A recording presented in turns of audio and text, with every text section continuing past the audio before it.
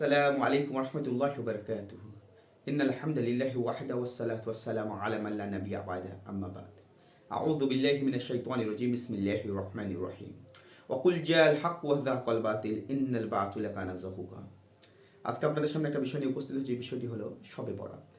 এটা এমন একটা বিষয় যেটা প্রতি বছরই এমন সরগোল শুরু হয়, এমনভাবে ইবাদত করা হয়, মনে করা হয় এই হলো এমন একটা ইবাদত যে ইবাদতটা না করলে জীবন থেকে শেষ হয়ে যাবে। মানে এমন একটা রাত আমরা পেয়ে গেলাম যে রাতে আমরা ইবাদত না করলে আমরা ধ্বংস হয়ে গেলাম। বা মানুষ যারা ইবাদত করে না, আমরা যারা মনে করছি যে রাতটা ইবাদতের যোগ্য নয়, যেটা সবে কদরের যে গুরুত্ব, সেই রাত্রে গুরুত্ব যে আমাদের সবে বরাতকে দেওয়া হচ্ছে, সেই সম্পর্কে আমরা আজকে বিস্তারিত আলোচনা করবো ইনশাল্লাহ সংক্ষিপ্তভাবে। তো আমরা আজকে দেখব যে বহুল প্রচলিত 10জন আলেম তার কিতাবে কি মন্তব্য করে গেছে ইনশাল্লাহ। আসেন আমরা বিস্তারিত না ভূমিকা দিয়ে আমরা ডাইরেক্ট শুরু করি। আমার কাছে আছে, দেখতে পাচ্ছেন একটা, যে মুফতি ডক্টর মুফতি মোহাম্মদ মঞ্জুর হাসান সাহেবের, ডক্টর মুফতি মোহাম্মদ মঞ্জুর হাসান সাহেবের মৌজু হাদিস বা জাল হাদিস, প্রচলিত জাল হাদিস নামে বই রচনা করেছেন উনি এই বইয়ের 80 পাতায় উল্লেখ করেছেন, যে 80 পাতায় উল্লেখ করেছেন, 81 পাতায় 81 বিষয়, যে শাবান মাসের 15 তারিখে সিয়াম পালন করলে, যে মধ্যরাতে যে শাবান মাসের 15 তারিখে মধ্য শাবানের রাতে যে সিয়াম পালন করবে তার হচ্ছে জাহান্নামের আগুন থেকে মুক্তি পাওয়া যাবে। তো তার কোনো কিছু তাকে জাহান্নামের আগুন স্পর্শ করবে না। এবং সকল মুহাদ্দিস এই বাক্যে হাদিসটাকে বানোয়াট বলেছেন, উনি স্পষ্ট লিখে রেখেছেন যে সকল মুহাদ্দিস এই হাদিসটাকে বানোয়াট বলেছেন। তা আসেন আমরা নেক্সট দেখি, এটা হাদিসটা বর্ণনা আছে কোথাও, উনি উদ্ধৃতি দিয়েছেন কাজুল উম্মালের 8ম খণ্ডের 494 পেজের। তো আবার যদি আমরা তার পরবর্তী দেখে যাই, আমরা যদি এটা হচ্ছে আমাদের নাসুদে চাঁদপুরি সাহেবের লেখা, আমাদের পশ্চিমবাংলারই একটা আলেম, যিনি শবে বরাত প্রসঙ্গে বই লিখেছেন এবং বইটার হচ্ছে প্রকাশনা সম্পাদনা করেছে, অভিমত দিয়েছে অনেকেই, যেমন তার মধ্যে থেকে আজিল হক কাশ্মীর সাহেব দিয়েছেন। এবং আজিল হক কাশ্মীর সাহেবের তোমার প্রকাশনাটা একটু হালকা করে বলে দিই। তো দেখেন উনি বলছেন যে এখানে যে ইতিপূর্বে এ বিষয়ে এত ভালো কিতাব বাংলা ভাষায় প্রকাশিত হয়েছে বলে আমার জানা নেই। মানে আজিল হক কাশ্মীর সাহেব একটা ভালো কথা বলেছে যে বাংলা ভাষায় এর পূর্বে এর থেকে ভালো বই আর মার্কেটে আছে বলে ওনার জানা নেই।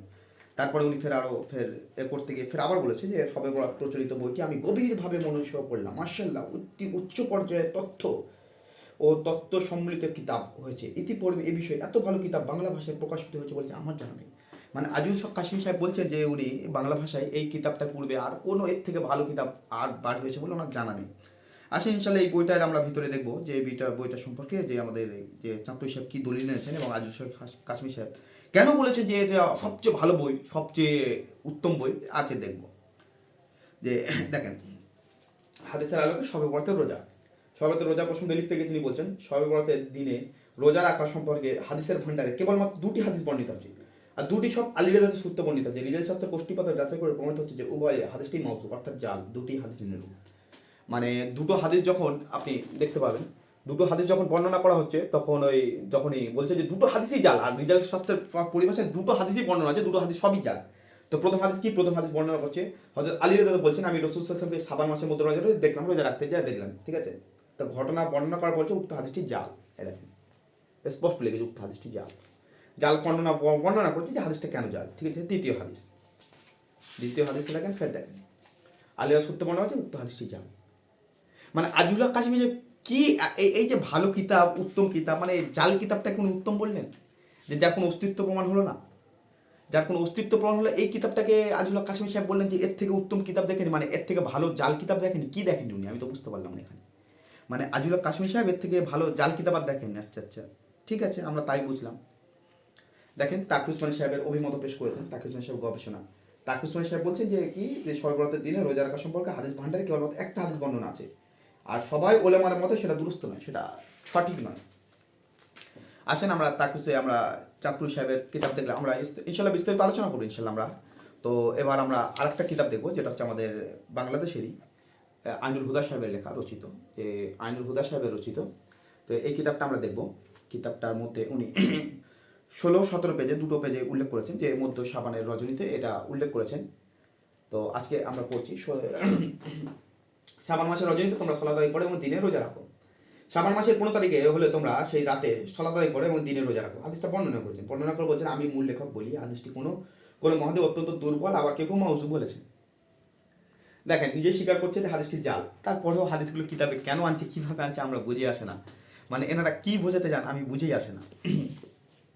আর একটা কিতাব আমাদের, এটা ভিত্তিহীন ভিত্তিহীন হাদিস ও কিস্সা কাহিনী, ঠিক আছে। এটা আমাদের এই মগরাহাট থেকে ছাপা, তাবলিগ জামাতদের যে মার্কাজ আছে, তাবলিগি জামাতের মার্কাজ আছে মগরাহাটে, ওনারই একটা হেড হুজুর যে হাবিবুর রহমান কাশ্মীর সাহেব, কিন্তু এটা আবার সম্পাদনা করেছে আজিল কাশ্মীর সাহেব, এটাও একটা বিষয়। আজিল কাশ্মীর সাহেব সম্পাদনাই করেছে। তো উনি যে কিতাবে লিখছেন শবে বরাতের নামাজ, শবে বরাতের নামাজ প্রসঙ্গে লিখছে যে জৈনুদ্দিন ইরাকি রহিমুল্লাহ বলেন তাকরিজে ইয়াহিয়া গ্রন্থে শবে বরাতের নামাজের হাদিসকে বাতিল বলে আখ্যা দিয়েছেন, বাতিল বলে আখ্যা দিয়েছেন। ফের দেখেন যে নামাজ সম্পর্কে বিভিন্ন হাদিস বর্ণনা করে সেগুলো জাল হাদিস বলে প্রমাণ করেছেন ইমাম সুয়ুতী রহিমুল্লাহ আল কিতাবের গ্রন্থে লিখেছেন। আর ফের একটা বলছে মোল্লা আলী কারি রহিমুল্লাহ বলছেন যে তোমার শবে বরাত প্রসঙ্গে যতগুলো বর্ণনা আছে, মানে এই ঘটনাগুলো 4th শতাব্দীর পরে বাইতুল মুকাদ্দিস থেকে এগুলো সূচনা হয়। মানে শবে বরাত প্রসঙ্গে যতগুলো ঘটনা আছে, জাল, রোজা, নামাজ, সবগুলো এগুলো বাইতুল মুকাদ্দিস 4th হিজরি 4th শতাব্দীর পরে, মানে 400 হিজরির পর থেকে এগুলো শুরু হয়, তার আগে শুরুই হয়নি। দেখেন এগুলো আজিল কাশ্মীর সাহেব লিখেছেন, এটা আমাদের হাবিবুর রহমান কাশ্মীর সাহেব লিখেছেন, আজিল কাশ্মীর সম্পাদনায় করেছেন। তো আরেকটা দেখলে আমরা আব্দুল মালিক সাহেবের কিতাব, যেটা আমরা প্রচলিত ভুল নামে কিতাব লিখেছেন উনি। এই কিতাবেও উনি একই কথা নকল করেছেন, যে ওই কিতাবের 82 পৃষ্ঠায় শবে বরাতের নামাজ নামে যে নামাজ এবং বিশেষ ফজিলতের কথা জনসাধারণের মাঝে ব্যাপক হাতে প্রচলিত আছে, সেগুলো সব জাল বা ভিত্তিহীন।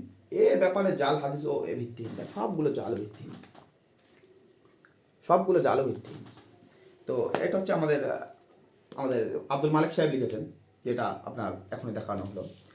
তো এবার আরেকটা দেখাবো আমাদের পশ্চিমবাংলারই আলেম মুফতি আমজেদ হোসেন সিমনানি। তো এটা আমাদের পশ্চিমবাংলারই আলেম, ইনি হচ্ছে বেরেলি জামাতের সাথে সম্পৃক্ত। এনার কিতাবে উনি সেমি ঘটনা উল্লেখ করেছেন শবে বরাতের রোজা, অধ্যায় রচনা করেছেন। অধ্যায় রচনা করার পরে 17 পেজে লিখেছেন, 19 পেজে আলী রাদা পণ্ডিত তিনি বলছেন উইকেট সাথে যখন শবে বরাতের মেজাজ তখন রোজা রাখলো, ঠিক আছে, এবার করো তোমার দিনে রোজা রাখো, সারা রাত নামাজ আদায় করে দিনে রোজা রাখো। তো বলছে হযরত আলী রাদা কর্তৃক বর্ণিত হাদিসটি জমহুর মুহাক্কিকগণ বলছেন হাদিসটি দুর্বল ও জয়ীফ। জমহুর মানে সবাই বলেছে জয়ীফ, তারপরও কেন ইবাদতে এরা এত মগ্ন, কেন এই দিনটাকে এত করছে, আমি এটা বুঝেই আসে না। কারণ এটাই বোঝা হয় যে কারণ আমরা যতটুকুই জানি, যতটুকু বুঝছি, এইটার সঙ্গে আমাদের সমাজে যে সমস্ত আলেম আছে তাদের একটা আর্থিক এর ব্যাপার আছে। আর আল্লাহ সুবহানাহু ওয়া তাআলা বলেছেন তোমরা সত্য জানা সত্ত্বে গোপন করো এবং সত্য মিথ্যা মিশিয়ে বলো না।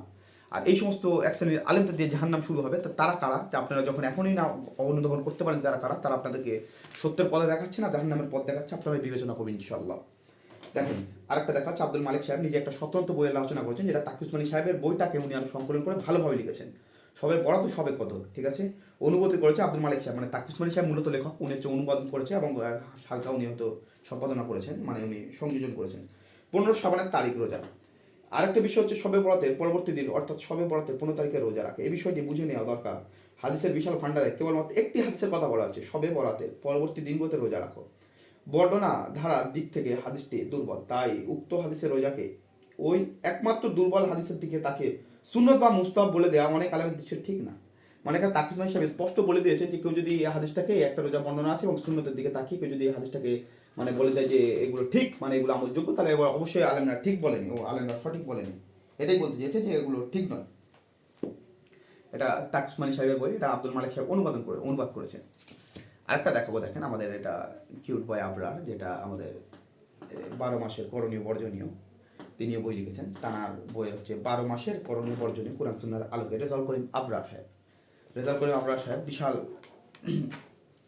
সোশ্যাল নেটওয়ার্কে বিশাল ঝাড়ি মারে। তা দেখেন ওনার কিতাবের মধ্যে কি লিখেছে।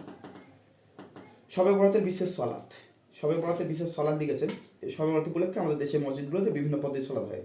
একটা কথা ভালো করে স্মরণ রাখা যায়, শবে বরাতের বিশেষ সলাতের ফজিলত রসুলের সই সনদে প্রমাণিত হওয়া তো দূরের কথা, দুর্বল সনদেও প্রমাণিত নয়। যতগুলো বর্ণনায় আছে সব কোনোটাই সহি নয়। হানাফি মাঝে প্রসিদ্ধ ফিকি জাওয়াত কলসরি বলছে, বিভিন্ন বলছেন। তো উনি বলতে চাইছেন যে শবে বরাত প্রসঙ্গে যতগুলো আপনার বর্ণনা আছে হাদিস ফজিলত প্রসঙ্গে, নামাজ প্রসঙ্গে, সবগুলো হাদিসই জাল, মানে কোনোটাই সহি নয়। দেখেন কোনোটাই সঠিক নয়। আচ্ছা, রোজা প্রসঙ্গে কি বলেছে, বা রোজা প্রসঙ্গে কি বলছে দেখেন।